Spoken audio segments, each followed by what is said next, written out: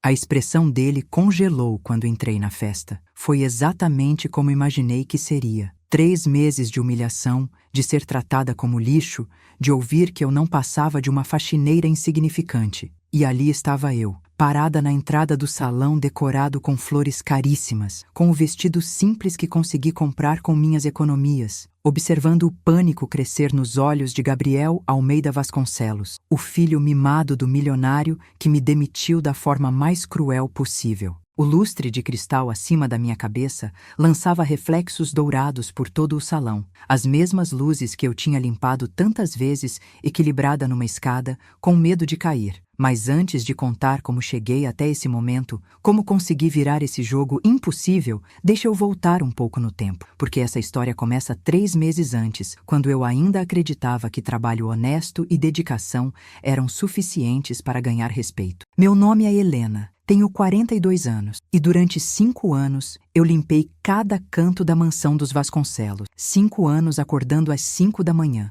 tomando banho gelado no inverno, porque a água quente do meu apartamento vivia com problema, pegando 2 ônibus lotados e chegando às 6h30 em ponto na casa de 3 andares no bairro mais nobre da cidade. A mansão ficava numa rua arborizada, cheia de jacarandás roxos que faziam sombra no portão de ferro trabalhado. Eu entrava sempre pela porta de serviço, nos fundos, porque funcionário não usa a entrada principal. Meu trabalho era invisível quando bem feito e motivo de escândalo quando havia qualquer deslize. Eu era responsável pela limpeza geral dos 3 andares, organização das roupas de toda a família, passar e dobrar cada peça com cuidado, e às vezes ajudava na cozinha quando tinha evento grande e a dona Célia precisava de mãos extras. O salário não era ruim, mas também não era nada extraordinário, considerando que eu trabalhava das 6h30 da manhã até às 4 da tarde, às vezes até mais tarde quando tinha festa ou recepção. Mesmo assim, eu precisava. Tenho 2 filhos, o Pedro, que tinha 20 anos e estava no 3º ano de engenharia civil, e o Lucas, com 17, no último ano do ensino médio, sonhando em fazer medicina. Sou viúva há 7 anos, desde que meu marido, o Jorge, morreu num acidente de trabalho numa construção onde trabalhava como pedreiro. Uma viga caiu e em 5 segundos minha vida mudou completamente. Aquele emprego na mansão era o que mantinha minha família de pé. Pagava o aluguel do apartamento de 2 quartos no bairro Operário, comprava comida, livros, roupa. Era a minha vida inteira. No começo, a família Vasconcelos era educada comigo. Não eram calorosos, mas eram corretos. O senhor Roberto, o patriarca, sempre me cumprimentava com um aceno de cabeça quando cruzava comigo nos corredores. Ele era um homem de uns 60 anos, cabelos grisalhos sempre bem cortados, terno impecável mesmo em casa. Trabalhava com importação e exportação, tinha escritórios em 3 estados. A dona Mariana mal me notava, sempre ocupada com suas festas beneficentes, sessões de spa,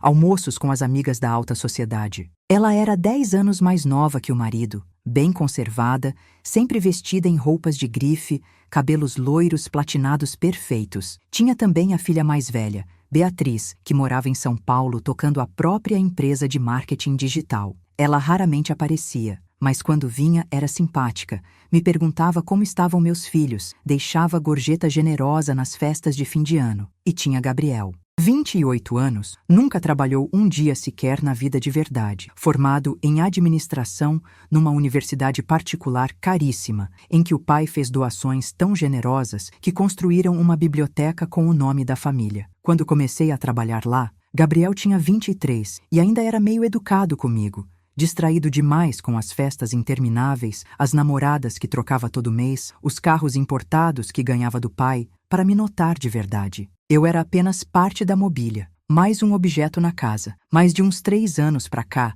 depois que o pai começou a pressioná-lo seriamente para assumir responsabilidades reais na empresa familiar, para crescer e parar de viver como eterno adolescente rico, Gabriel mudou. Ficou amargo, frustrado, raivoso e precisava de alguém para descontar toda aquela raiva. Eu era o alvo perfeito. Afinal, eu era só a faxineira.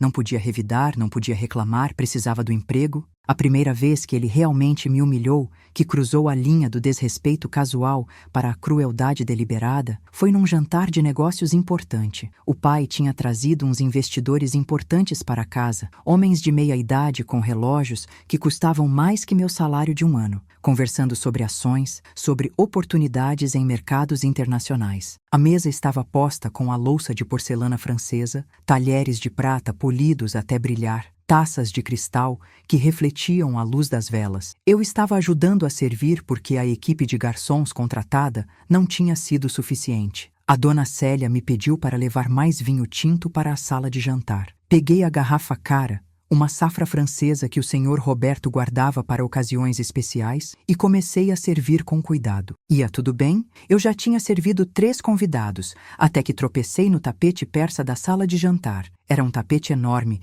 com desenhos em vermelho e dourado, que custava mais que minha casa inteira, segundo comentários que já tinha ouvido. Meu pé pegou na borda levantada, eu cambaleei e derramei um pouco de vinho na manga do paletó de Gabriel. Foi um respingo pequeno, talvez umas 3 gotas, quase nada. Eu logo pedi desculpas, o coração disparado. Peguei um pano limpo que estava no aparador, tentei limpar com cuidado, mas Gabriel se levantou da mesa bruscamente, a cadeira fazendo barulho contra o piso de madeira nobre. Ele me olhou com um desprezo que nunca vou esquecer, aqueles olhos escuros brilhando de raiva, e disse alto, fazendo questão que todos ouvissem: "Você não consegue nem andar direito? Meu Deus, Helena, você é paga para fazer o que exatamente? Porque parece que não sabe fazer nada, além de quebrar coisas e manchar roupas." O silêncio que caiu sobre a mesa foi constrangedor. Eu senti meu rosto queimar, aquele calor subindo do pescoço até as bochechas, as orelhas pegando fogo de vergonha. Os investidores ficaram em silêncio desconfortável, olhando para os pratos, para as taças, para qualquer lugar menos para mim. O senhor Roberto pigarreou, mexeu no guardanapo e mudou de assunto rapidamente, falando sobre taxas de câmbio. Ninguém me defendeu. Ninguém disse que foi um acidente, que poderia acontecer com qualquer um. Eu terminei de limpar em silêncio, com as mãos tremendo tanto que mal conseguia segurar o pano, sentindo aquela mistura horrível de vergonha, raiva impotente e aquela sensação de ser pequena, invisível, descartável. Quando voltei para a cozinha, a dona Célia, aquela senhora de 60 anos de coração enorme, me deu um tapinha no ombro e disse baixinho: "Aguenta, filha. A gente que trabalha pra gente rica sempre aguenta. Faz parte do trabalho engolir sapo." Mas aquilo foi só o começo, só o primeiro gostinho do inferno que Gabriel preparou para mim. Nas semanas seguintes, ele parecia ter descoberto um novo hobby, um passatempo que o divertia: me fazer sentir pequena, insignificante, menos que humana. Ele criticava absolutamente tudo que eu fazia. Dizia que o banheiro dele não estava brilhando o suficiente, mesmo que eu tivesse passado 40 minutos esfregando cada azulejo. Dizia que encontrou um fio de cabelo na pia, mesmo que fosse provavelmente dele próprio. Dizia que o lençol da cama não estava bem esticado, com as dobras perfeitas que ele exigia. Uma vez, numa terça-feira de manhã que eu nunca vou esquecer, ele jogou uma pilha de toalhas recém-dobradas no chão do banheiro dele e mandou eu lavar tudo de novo porque cheiravam estranho. Não cheiravam. Eu tinha acabado de tirar da secadora 20 minutos antes. Estavam com aquele cheiro limpo de amaciante. Mas ele fez questão de despejar tudo no chão de mármore,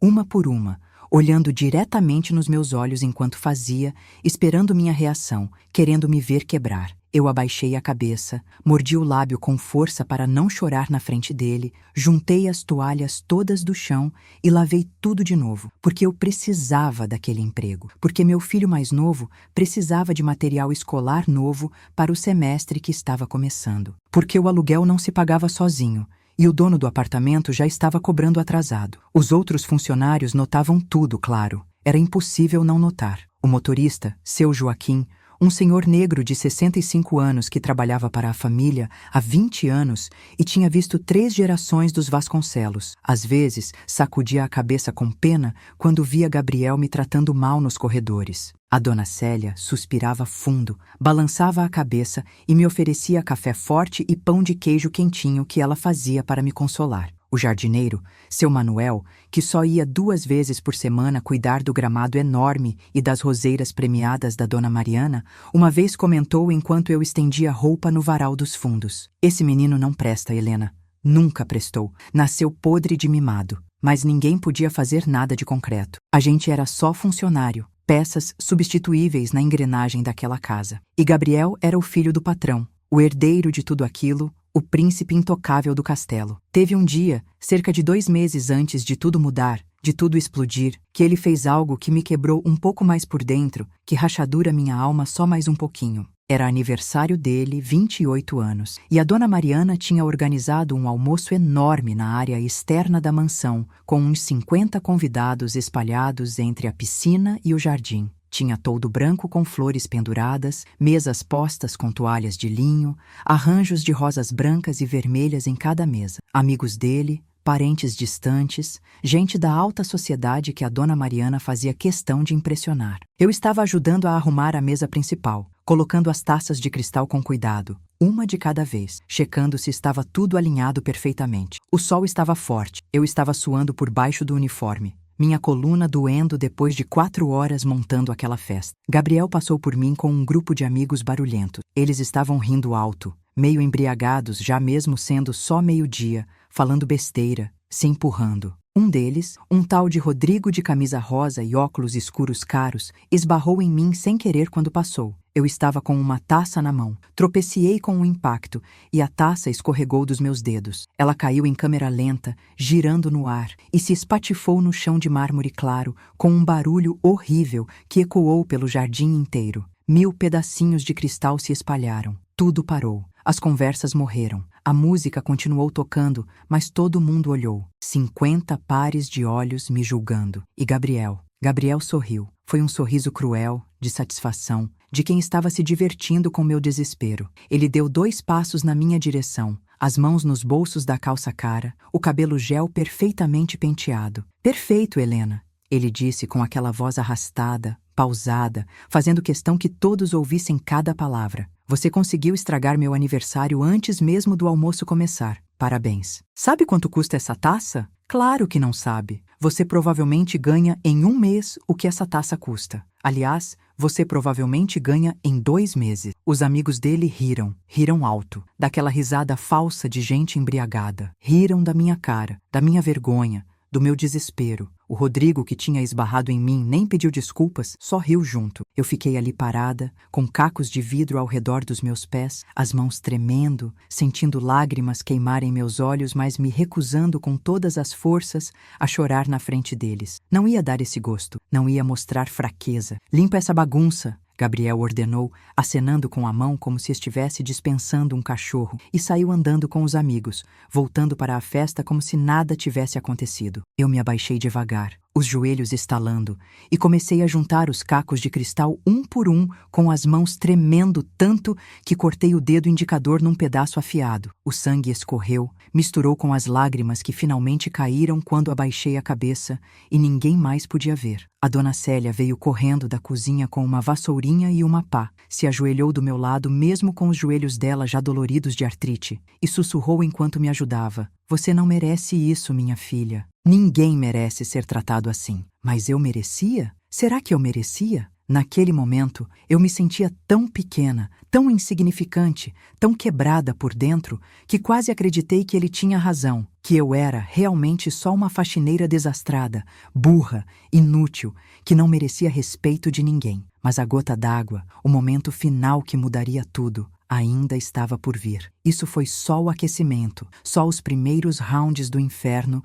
que Gabriel preparou para mim. Se você já passou por algo parecido, se você já foi humilhado no trabalho por alguém que se acha superior só porque tem dinheiro, ou conhece alguém que trabalha duro todos os dias e merece mais respeito do que recebe, deixe seu like neste vídeo agora. Se inscreva no canal porque você precisa ver o que aconteceu quando Gabriel descobriu quem eu realmente era. Quando a máscara dele caiu e a verdade explodiu na cara dele. E me conta aqui nos comentários, você aguentaria essa humilhação toda ou reagiria na hora? Você já passou por algo parecido? Sua história pode ajudar alguém que está passando exatamente por isso agora, se sentindo sozinho, achando que não tem saída. Os 2 meses seguintes foram, sem exagero nenhum, os piores da minha vida inteira. Gabriel tinha transformado me humilhar numa espécie de esporte matinal, num ritual de crueldade que ele praticava com dedicação assustadora. Ele acordava e já procurava motivo para reclamar de alguma coisa que eu tinha feito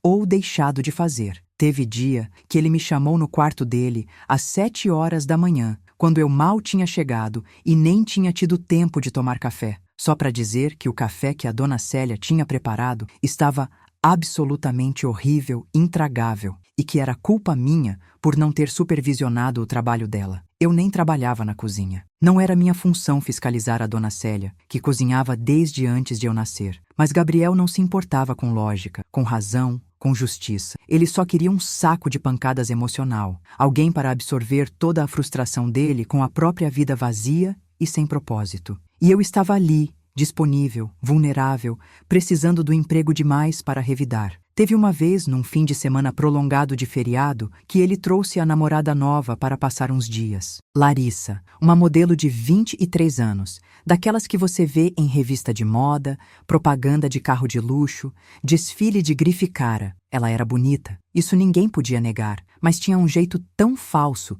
tão artificial, que dava para ver de longe que era tudo fachada. Eles ficaram o fim de semana inteiro trancados no quarto dele, saindo só para comer e beber na piscina. E quando saíam, Gabriel fazia questão de me chamar para arrumar a bagunça que eles tinham feito na frente dela para me humilhar com plateia. Helena, você pode trocar os lençóis agora? Está vendo essa sujeira toda? Migalhas na cama, copos sujos na mesinha, toalhas molhadas no chão? É inaceitável. Eu pago você para manter este quarto limpo e organizado. E a Larissa ria. Aquela risadinha aguda e irritante, cobrindo a boca com a mão de unhas longas vermelhas, como se fosse a coisa mais engraçada do mundo ver uma mulher de 42 anos sendo xingada por um garoto mimado. Eu trocava os lençóis em silêncio, dobrando os sujos, colocando os limpos, alisando cada ruga, tentando não ouvir os comentários maldosos que os dois faziam sobre mim, sobre minha roupa, sobre meu cabelo, sobre minha vida.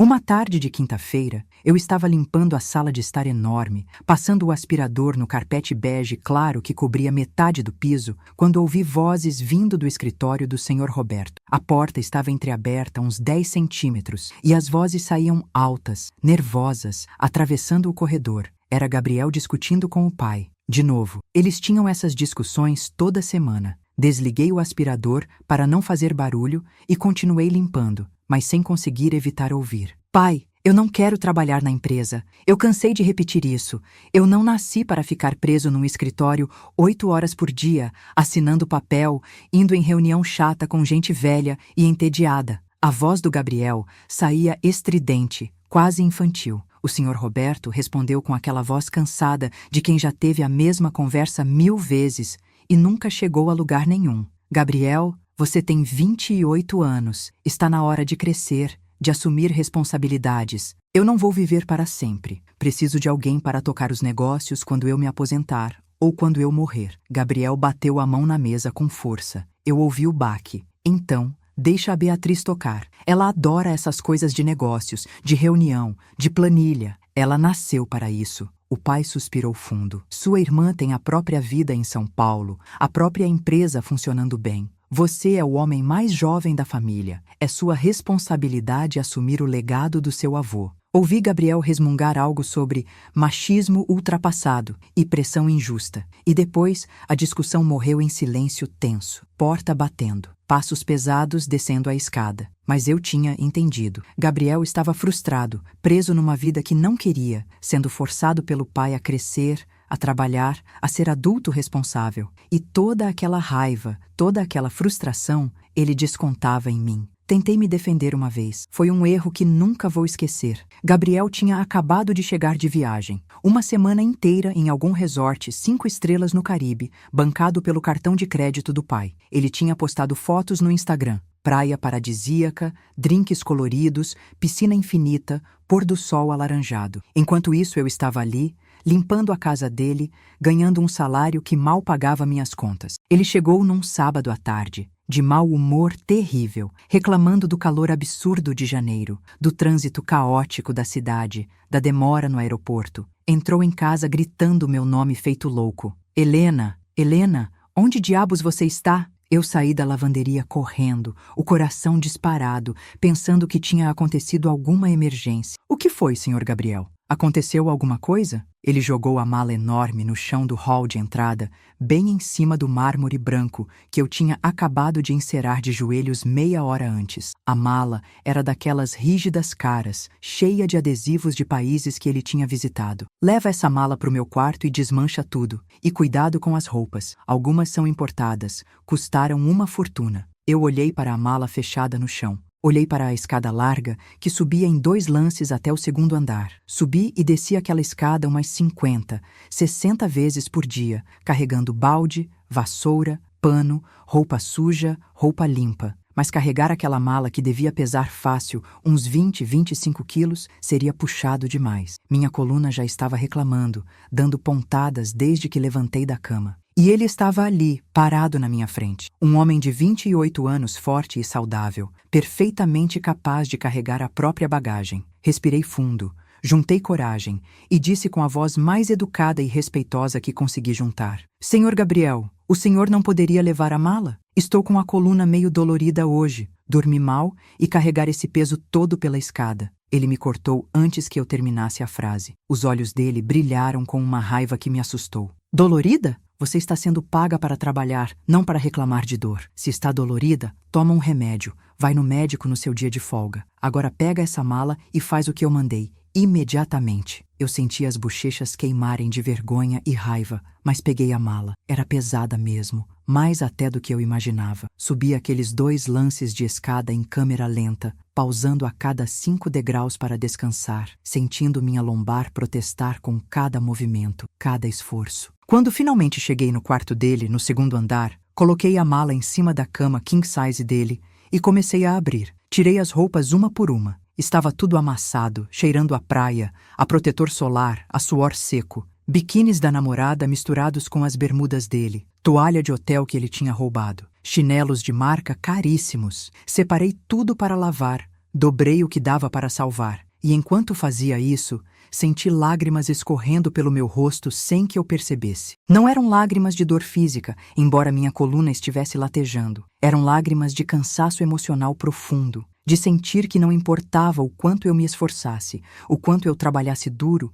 eu sempre seria invisível para eles, descartável, substituível, menos que humana. A dona Célia me encontrou chorando na lavanderia mais tarde, quando levei as roupas do Gabriel para lavar. Ela me abraçou apertado, essa senhora baixinha de cabelos grisalhos presos num coque, que tinha um coração maior que o mundo. Filha, você precisa sair daqui, precisa achar outro emprego. Esse menino vai te destruir por dentro, vai acabar com sua autoestima, com sua saúde mental. Eu sabia que ela tinha razão, eu sabia. Mas para onde eu ia? Onde eu iria achar outro emprego que pagasse razoavelmente bem o suficiente para sustentar meus 2 filhos, pagar aluguel, comprar comida, manter a casa funcionando? Eu não tinha faculdade completa. Tinha parado no 2º ano quando engravidei do Pedro. Não tinha qualificação especial, certificado técnico, nada que me destacasse no mercado. Eu sabia limpar bem, sabia cozinhar, sabia organizar casa. Mas aos 42 anos, com 2 filhos dependendo de mim, o mercado não estava exatamente cheio de oportunidades, esperando por mim de braços abertos. Seu Joaquim, o motorista de confiança da família, também começou a notar o quanto a situação tinha se deteriorado nas últimas semanas. Ele era um homem quieto, observador, daqueles que falam pouco, mas veem tudo. Um dia ele me parou no corredor dos fundos quando eu estava levando roupa limpa para os quartos e disse com aquela voz grave e séria: Helena, fica esperta com esse menino. Ele está procurando motivo para te mandar embora, para se livrar de você. Eu parei de andar, gelei no lugar. Por que o senhor acha isso, seu Joaquim? Eu faço alguma coisa errada? Ele balançou a cabeça. Você não faz nada errado, menina. Muito pelo contrário. Você é a melhor funcionária que essa casa já teve. Mas justamente por isso, Gabriel precisa provar para o pai que ele tem poder, que ele toma decisões. E te demitir seria a forma perfeita dele mostrar isso. Só fica esperta. Não dá motivo nenhum. Aquilo me deixou paranoica pelos dias seguintes. Comecei a trabalhar com ainda mais cuidado obsessivo, checando tudo 2, 3, 4 vezes antes de considerar terminado. Lustrava os espelhos até ficarem invisíveis. Dobrava as toalhas com precisão militar. Alinhava os produtos de limpeza embaixo da pia em ordem alfabética. Mas não importava o quanto eu me esforçasse, o quanto eu caprichasse, Gabriel sempre achava algo para reclamar. Uma toalha supostamente mal dobrada, um copo com uma manchinha microscópica, uma almofada do sofá meio centímetro fora do lugar. Era uma guerra perdida, um jogo onde as regras mudavam toda hora e eu sempre, invariavelmente, perdia. Aí chegou o evento que mudou tudo. A dona Mariana tinha decidido fazer uma festa de gala beneficente na mansão, uma daquelas festas enormes que a alta sociedade adora, com tapete vermelho na entrada, fotógrafos contratados para registrar tudo, convidados importantes chegando em carros importados. O tema era elegância europeia, inspirado nos palácios franceses, e a casa inteira foi decorada como se fosse Versalhes, flores brancas enormes, lírios, rosas, orquídeas, em arranjos gigantescos em cada cômodo. Lustres de cristal extras foram instalados, mesas postas com porcelana francesa que a dona Mariana tinha herdado da avó, talheres de prata genuína que pesavam 1 tonelada, taças de cristal importado que custavam uma fortuna cada. Todos os funcionários tiveram que trabalhar em dobro, em triplo. Eu passei 2 dias inteiros limpando cada centímetro quadrado da casa, polindo cada peça de prata até minha mão calejada doer, lavando cortinas pesadas, encerrando o chão de mármore. No dia da festa, cheguei às 5 da manhã, ainda escuro lá fora, para ajudar nos preparativos finais. A festa começou pontualmente às 7 da noite. Eu estava confinada na cozinha enorme, ajudando a equipe de buffet sofisticada que tinha sido contratada, lavando taças sem parar, organizando bandejas de canapés caros, limpando louça. Era muita gente, umas 200, talvez 250 pessoas, todas vestidas com roupas que custavam mais que meu salário anual inteiro, bebendo champanhe francês de garrafa de R$1.000, conversando sobre viagens internacionais, sobre investimentos na bolsa,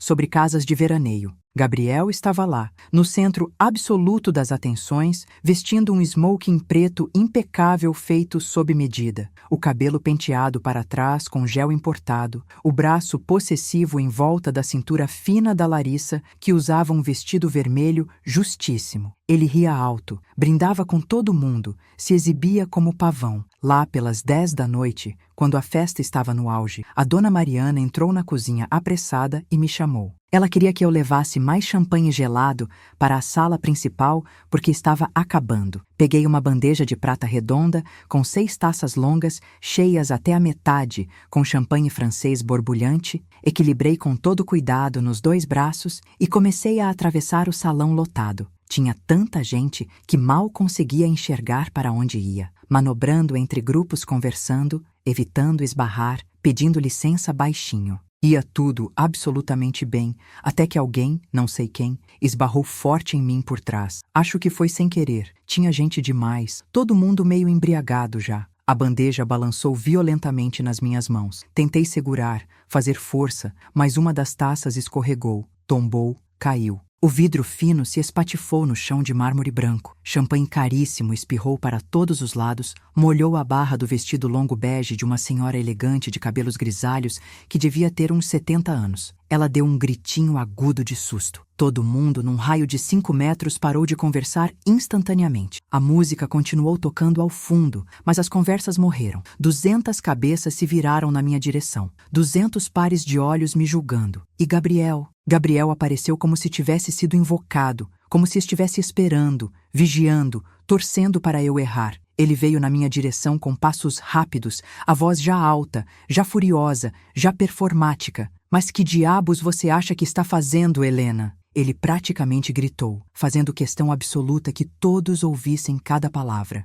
Você não consegue segurar uma bandeja simples? Você acabou de jogar champanhe caríssimo na senhora Miranda. Tem noção do absurdo que você fez? A tal senhora Miranda, que tinha um colar de pérolas no pescoço e anéis de diamante nas mãos enrugadas, me olhou com uma mistura estranha de pena e constrangimento social. Ela tentou suavizar. Está tudo bem, querido Gabriel. Foi só um acidente pequeno. Não precisa... Mas Gabriel não estava ouvindo ninguém. Ele estava num palco sob holofotes, com plateia de 200 pessoas ricas, e ia aproveitar cada segundo. Não, senhora Miranda, não está tudo bem. Essa é a terceira vez que ela quebra algo valioso esta semana. A terceira. Eu sinceramente não sei mais por que ainda a empregamos nesta casa. Meu coração disparou. Senti ele batendo forte, irregular, no peito. Terceira vez, eu não tinha quebrado nada esta semana. Nada no mês inteiro. Ele estava inventando, mentindo descaradamente na frente de todo mundo, só para ter desculpa. Senhor Gabriel, por favor, eu...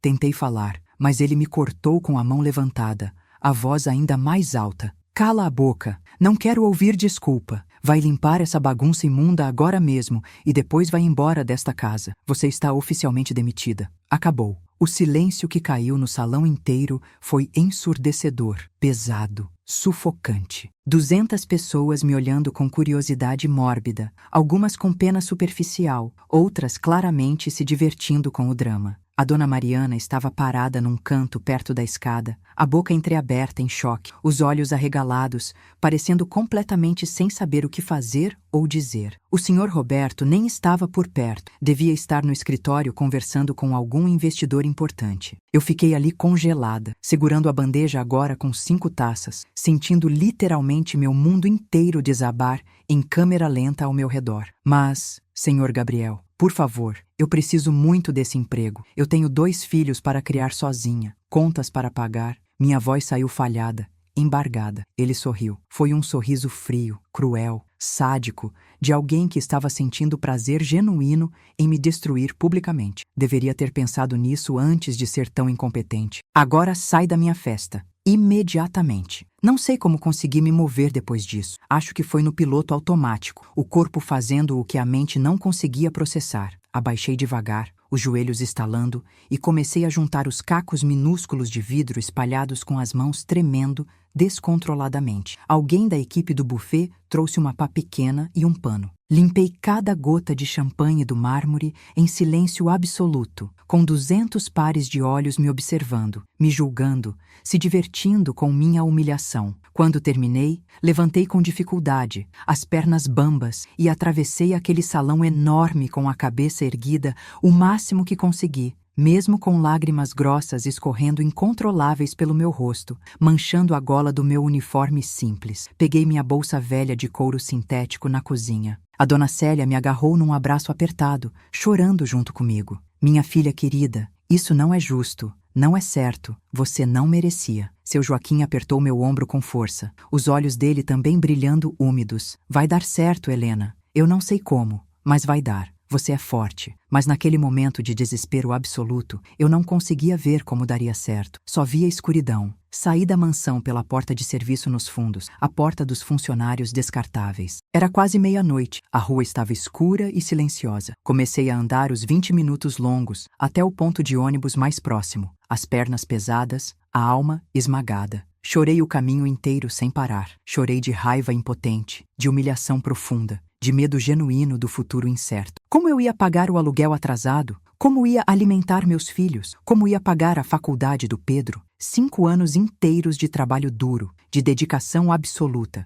de acordar cedo e dormir tarde, e bastou um capricho cruel de um menino mimado para eu perder absolutamente tudo em segundos. Mas foi justamente nessa caminhada solitária pela rua escura, com meu uniforme ainda úmido de champanhe caro, que uma conversa esquecida que eu tinha ouvido por acaso 2 semanas antes voltou à minha mente com força esmagadora. E tudo, absolutamente tudo, começou a fazer sentido. 2 semanas antes da festa fatídica, numa terça-feira tranquila de tarde, eu estava limpando o escritório amplo do Sr. Roberto no 2º andar. Ele não estava em casa, tinha viajado para São Paulo para reuniões de negócios importantes. A porta do escritório estava aberta, e eu entrei como sempre fazia, com meu carrinho de limpeza. Estava passando pano antiestático nos móveis de mogno escuro quando ouvi vozes femininas subindo a escada de mármore. Era a dona Mariana conversando animada com outra mulher que eu não conhecia, voz que nunca tinha ouvido antes. Elas entraram numa saleta de estar ao lado do escritório,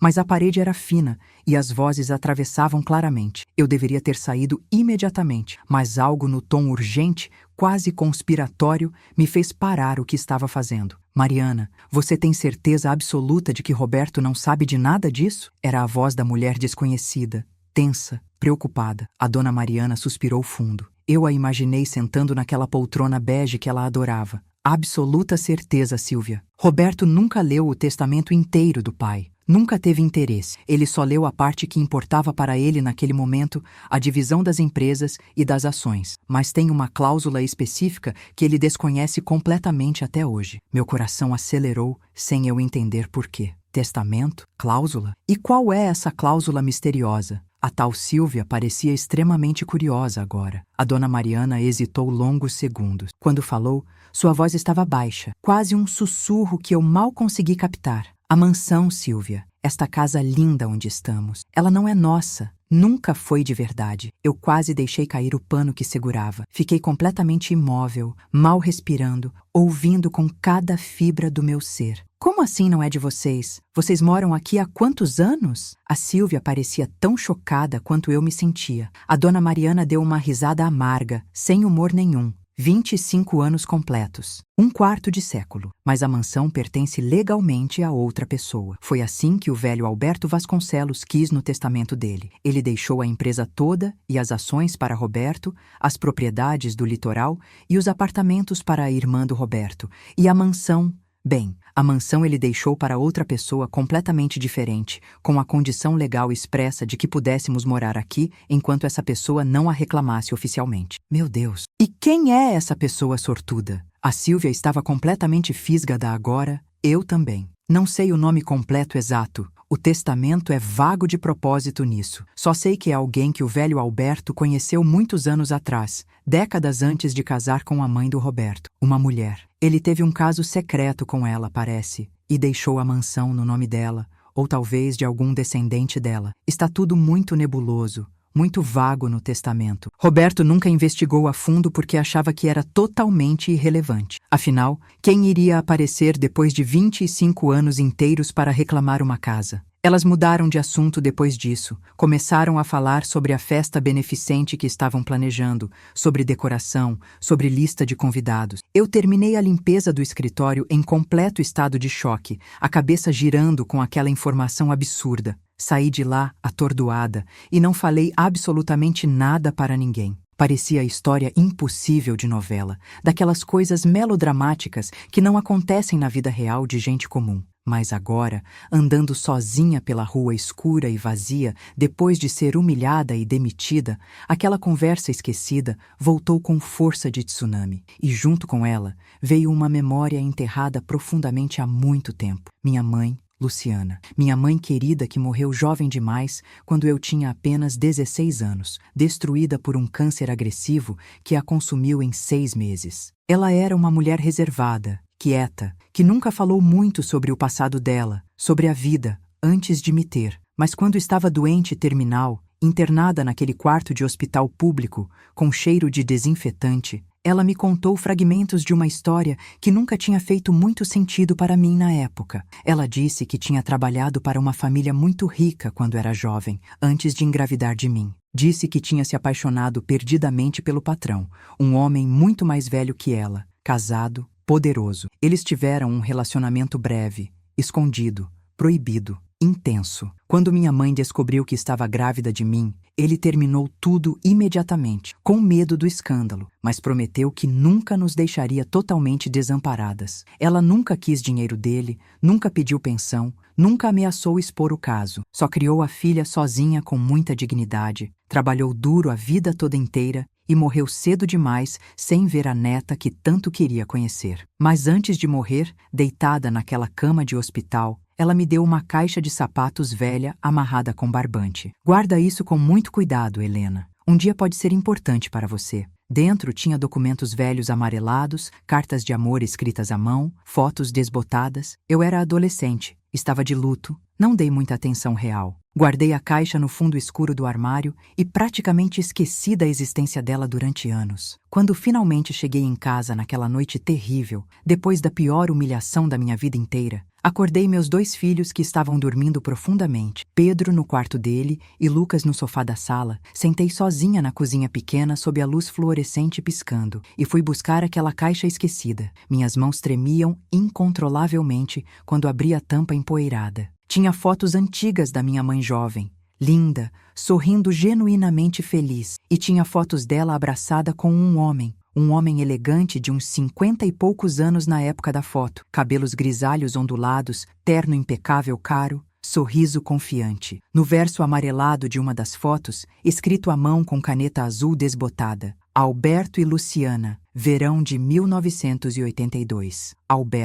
Alberto Vasconcelos, o pai do senhor Roberto, meu avô biológico que nunca conheci. Continuei revirando a caixa com o coração martelando. Tinha cartas de amor apaixonadas, escritas por ele com caligrafia elegante em papel timbrado caro. Tinha uma certidão de nascimento, a minha, onde no campo do pai estava tristemente em branco. E tinha um envelope pardo lacrado com cera vermelha antiga, com meu nome completo escrito em letras grandes, Helena Cristina da Silva. Abri com as mãos tremendo tanto que rasguei parte do papel. Dentro tinha um documento legal de várias páginas, assinado e autenticado em cartório, datado e carimbado. Li uma vez, 2, 3, 4 vezes seguidas, sem conseguir processar completamente. Era um reconhecimento tardio de paternidade e uma doação legal de propriedade, onde Alberto Vasconcelos formalmente reconhecia a paternidade da filha Helena Cristina, nascida em 12 de março de 1984, filha de Luciana Maria da Silva,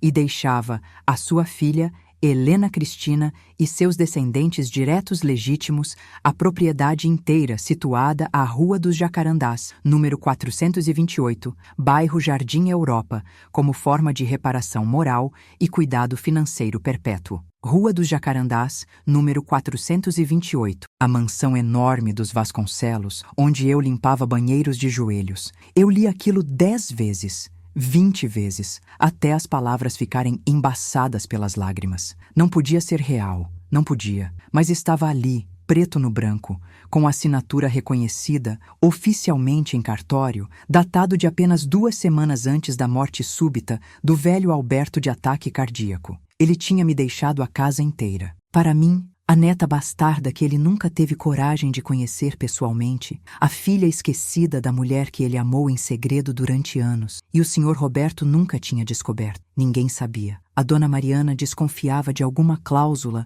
mas não sabia os detalhes. Eu tinha limpado, esfregado, encerar minha própria casa legítima durante 5 anos inteiros, como empregada descartável, sendo humilhada cruelmente pelo meu primo distante de 2º grau, sem saber absolutamente nada. Chorei aquela noite inteira até o amanhecer. Chorei de raiva por tudo que minha mãe passou sozinha e em silêncio. Chorei de confusão total. Chorei de uma tristeza profunda e antiga. Mas quando o sol nasceu e iluminou minha cozinha pequena, quando acordei de novo depois de cochilar 1 hora na cadeira, a decisão estava tomada com clareza absoluta. Eu ia reclamar legalmente o que era meu por direito, não pelo dinheiro, não pela mansão em si, mas pela dignidade roubada, pela justiça. Gabriel Vasconcelos me tirou meu emprego, meu ganha-pão, minha sobrevivência, na frente de 200 pessoas ricas rindo. Agora, eu ia mostrar para ele e para o mundo inteiro que você nunca, jamais, sabe quem está limpando o chão que você pisa. Liguei naquela mesma manhã para um advogado que uma amiga de confiança tinha recomendado uma vez, Dr. Henrique Almeida, um homem sério e competente de uns 50 anos, especialista em direito de família e sucessões. Marquei consulta urgente para aquela tarde mesmo. Levei todos os documentos que tinha na caixa. Ele analisou cada papel com extremo cuidado durante quase 2 horas, fez anotações, tirou cópias, pediu 2 dias úteis para investigar a fundo e confirmar a autenticidade. Quando voltei no dia marcado, ele estava sorrindo largo. Helena, isso aqui é completamente legítimo e válido. Essa mansão é legalmente sua. O testamento foi registrado corretamente em cartório na época. Só nunca foi executado porque aparentemente ninguém reclamou os direitos. Você tem direito legal indiscutível à propriedade. Meu coração quase parou de bater. E o que exatamente eu faço agora, doutor? Minha voz saiu trêmula. Ele se inclinou sério na mesa de mogno do escritório. Você pode fazer várias coisas diferentes. Pode entrar com uma ação judicial de despejo contra os ocupantes atuais. Pode entrar com pedido formal de reconhecimento de propriedade. Pode tentar negociar diretamente com a família um acordo amigável. O que você quer fazer? Eu pensei bastante. Pensei em Gabriel jogando minha mala pesada no chão com desprezo. Pensei nele me demitindo teatralmente na frente de 200 pessoas. Pensei em cada humilhação pequena, cada desrespeito, cada momento que ele me fez sentir menos que humana. Eu quero justiça completa, Dr. Henrique. E quero que ele saiba exatamente quem sou eu de verdade. Passamos as 3 semanas seguintes preparando meticulosamente tudo. Dr. Henrique entrou oficialmente com a ação judicial de reconhecimento de propriedade. Notificou a família Vasconcelos através de oficial de justiça. E descobrimos coisas ainda mais interessantes investigando. A dona Mariana realmente sabia vagamente da cláusula do testamento sobre a mansão, mas tinha escondido deliberadamente do marido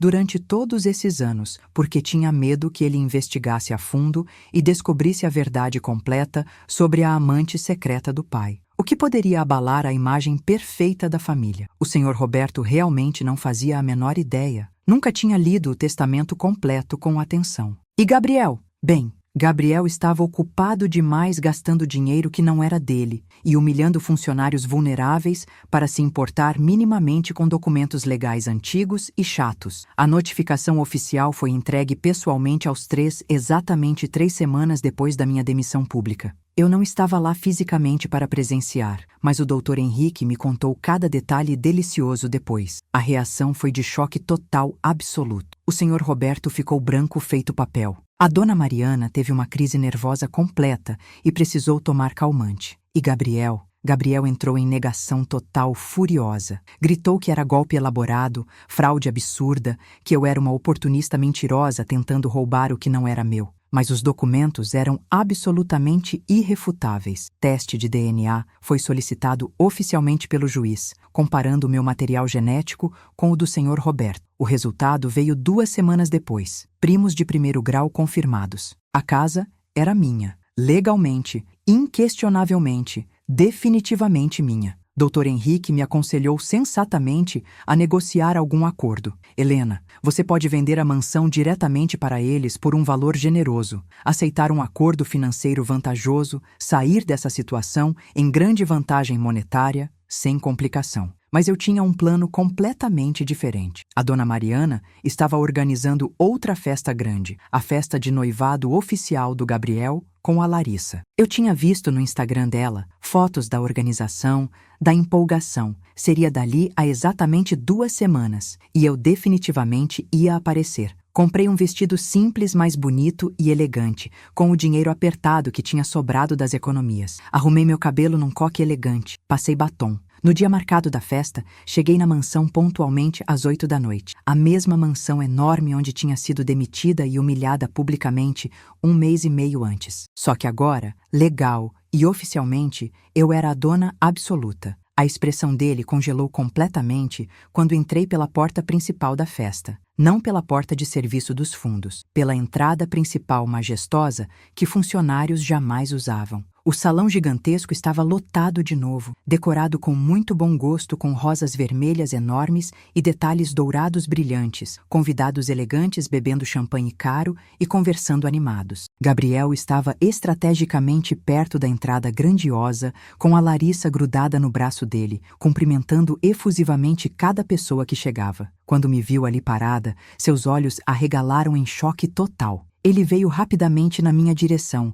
furioso e confuso ao mesmo tempo, o rosto vermelho. O que diabos você está fazendo aqui? Você não trabalha mais aqui? Você não foi convidada absolutamente. Todos concordamos que você não pertence a esta família. Saia agora imediatamente antes que eu chame segurança. Eu sorri. Foi um sorriso absolutamente calmo, tranquilo, cheio de significado. Senti fisicamente cada olhar do salão inteiro se virar lentamente para nós dois. Está bem, Gabriel, eu disse, minha voz firme e clara ecoando. Mas antes de sair, confira rapidamente a mensagem do meu advogado no seu celular. Virei as costas elegantemente e comecei a andar devagar em direção à porta, cada passo calculado. Ouvi o celular dele apitar alto atrás de mim com notificação. Ouvi o silêncio crescer quando ele abriu e começou a ler. E então ouvi exatamente o som que eu estava desesperadamente esperando. O grito agudo de choque dele. Parei de andar. Me virei teatralmente. Gabriel estava branco feito fantasma, o celular caro tremendo violentamente na mão suada. Isso não pode ser real. Não pode. Sua voz saiu completamente falhada, quebradiça. O senhor Roberto se aproximou imediatamente, preocupado e confuso. Gabriel, o que aconteceu? O que foi? Gabriel não conseguia articular palavras. Simplesmente mostrou a tela do celular tremendo para o pai ler. Era a mensagem oficial formatada do meu advogado, com cópia anexada do documento do testamento, da ordem judicial recente de reconhecimento legal de propriedade e uma notificação clara e direta. Helena Cristina da Silva é a proprietária legal única e absoluta da residência. Os atuais ocupantes têm prazo de 30 dias corridos para desocupar completamente ou negociar novos termos de permanência diretamente com a legítima dona reconhecida. O senhor Roberto leu uma vez, devagar, 2 vezes. 3. Olhou para mim, a ex-faxineira descartável parada calma na entrada do salão enorme, com expressão de quem literalmente via um fantasma do passado. Helena, sua voz saiu fraca, trêmula. É verdade isso? Você é filha da Luciana? Aquilo confirmou tudo definitivamente. Ele sabia perfeitamente quem era minha mãe. Talvez até soubesse vagamente do caso secreto que o pai teve décadas atrás. Sim, senhor Roberto, respondi firme e clara. E sou neta legítima de Alberto Vasconcelos. E essa mansão inteira é legalmente minha agora. O burburinho que tomou o salão foi instantâneo e ensurdecedor. Convidados ricos cochichando chocados, celulares sendo pegos rapidamente, gente tentando entender freneticamente o que estava acontecendo, o escândalo delicioso. A Larissa soltou o braço do Gabriel, como se ele tivesse lepra contagiosa, e deu vários passos largos para trás. A dona Mariana saiu literalmente correndo para algum canto escondido da casa. E Gabriel ficou ali parado, completamente paralisado, toda a arrogância cruel drenada do rosto bonito, sendo publicamente desmontado na frente de todos os amigos ricos que ele tanto queria desesperadamente impressionar sempre. Vocês não podem fazer isso conosco. Ele finalmente conseguiu gaguejar. Nós moramos aqui há décadas inteiras. Meu pai construiu a vida dele toda aqui. Essa casa é nossa. Eu me aproximei dele calmamente. Olhei diretamente fundo nos olhos dele, aqueles mesmos olhos escuros que me olharam com tanto desprezo tantas vezes. Você me humilhou repetidamente, Gabriel. Me tratou como lixo descartável. Me demitiu cruelmente na frente de 200 pessoas porque deixei cair uma taça por acidente. Você nunca pensou nem por um segundo que eu pudesse ser alguém, que eu pudesse ter valor real, que eu pudesse ter direitos. Para você, eu era eternamente só a faxineira invisível. Ele abriu a boca, fechou, abriu de novo. Não tinha resposta nenhuma. Mas a verdade real é que eu limpei minha própria casa durante 5 anos inteiros. E você, que tanto se acha superior aos outros, na verdade estava vivendo de favor absoluto na casa da neta bastarda, da amante secreta do seu avô. Então agora, Gabriel Vasconcelos, você vai finalmente sentir na pele como é ser humilhado publicamente. Alguém estava gravando tudo em vídeo. Vi vários celulares apontados diretamente para nós. A notícia suculenta ia se espalhar rapidíssimo pelas redes sociais da alta sociedade. O senhor Roberto se aproximou, a voz saindo cansada e derrotada. Helena, podemos conversar civilizadamente? Em particular, por favor? Eu olhei para ele. Esse homem que nunca foi meu avô de verdade, mas que carregava o mesmo sangue da mesma família complicada. Podemos sim, senhor Roberto, mas não hoje. Hoje vocês têm uma festa de noivado para terminar constrangedoramente, e eu tenho uma casa inteira para reclamar legalmente. Saí daquele salão lotado pela 2ª vez, mas dessa vez saí como dona absoluta. Saí com a cabeça erguida no máximo, com dignidade recuperada, com justiça finalmente feita, e deixei Gabriel para trás, completamente destruído, exposto publicamente, enfrentando sozinho as consequências reais de anos de crueldade gratuita. As semanas seguintes foram extremamente intensas e emocionais. A família tentou desesperadamente negociar. Ofereceram dinheiro, muito dinheiro mesmo, quantias absurdas, para eu desistir da casa e sumir. Mas eu não queria vender, queria morar nela. Queria que eles sentissem exatamente o que era perder tudo de repente. Eventualmente, chegamos a um acordo intermediário. Eles teriam 6 meses inteiros para se organizar